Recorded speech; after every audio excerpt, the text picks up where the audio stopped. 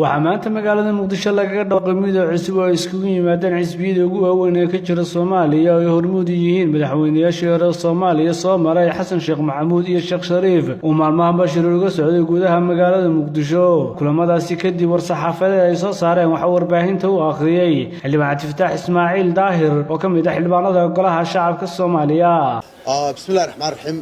waxaan maanta saxaafadda isugu yeernay inaan si kooban uga warbixino shirar soo bilaabmay 29 bishan oo maalmaha nooga socday magaalada Muqdisho annagoo ah xisbiyada ugu waaweyn ee qaran ee hadda dalka ka jira shirka maanta gabagabadiisii waxaan ku go'aansanay in madal wadajir loo sameeyo xisbiyada waaweyn ee qaranka madashaasoo magaceeda la yiraahdo madasha xisbiyada qaran oo marka af Ingiriisi loo soo gaabiyo noqonaysa Forum for National Parties ujeedooyinka ugu waaweyn ee madashaan u sameynay waxa weeye in la helo oo xisbiyada qaran ay ka yeeshaan talo midaysan arrimaha taagan ee qaranka saameynta weyn ku leh oo ay laga wada yeesho talo joogto ah oo lagu saxayo wixii qalloocda laguna taageerayo wixii saxan ee qaranku u qaado jihada saxda ah maanta waxaan markaa halkan kaga dhawaaqnay structure ama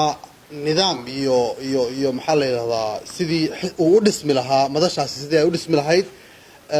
waxaanu go'aansanay in madashaasi ay yeelato gole sare iyo sidoo kale inay yeelato xoghayayaasha oo secretariatka yani gole ay ku midaysan yihiin xoghayayaashu iyo gole ay ku midaysan yihiin hoggaan midaysan oo sare hoggaanka midaysan sare wuxuu ka koobnaan doonaa xisbi kasta hogaamiyihiisa ama qofka koowaad ee xisbiga hogaamiya ee ugu sareeya golaha xogeyaashuna wuxuu ka koobnaan doonaa xogeyaasha guud ee xisbi kasta ujeedada guudna waxay u tahay in la mideeyo foorumyada ama kala duwan si ay u soo saaraan oo ay aragti midaysan u lahaadaan shirku wuxuu socon doonaa maxaa la yiraahdaa wuu sii socon doonaa ilaa inta uu ka gaarayo ujeedooyinkiisa waxaanu maanta markaa u magacawnay si arrintaa looga midho dhaliyo ummadda Soomaaliyeed ay u hesho meel aragtiyada laga maqlo oo laga fidiyo waxaanu maanta magacawnay afhayeen kumeel gaara oo ah xildhibaan hore Cabdilatiif Muuse Nuur oo ku magac dheer Sanyare inuu noqdo afhayeenka madasha shirkan maanta markaa waxaan ugu talagalay kaliya inaanu ku dhawaaqno forumkaas ama madashaas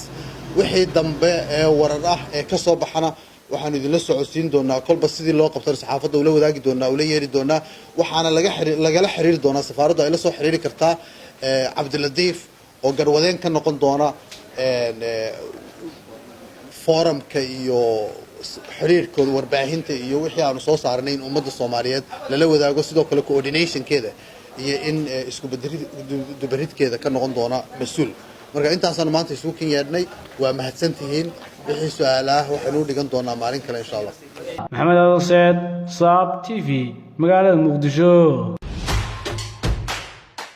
adeega cusub ee shirkadda Dahabshiil iyo Dahab casriyeynta hanaanka cusub ee xawilaadda Dahabshiil haddaba macmil adeegan cusub ee casriga ahi waxa uu ku sahlayaa in adigoo jooga gurigaaga ama goobtaada shaqo aad lacag ugu xawishid asxaabtaada iyo ehelkaaga jooga daafaha dunida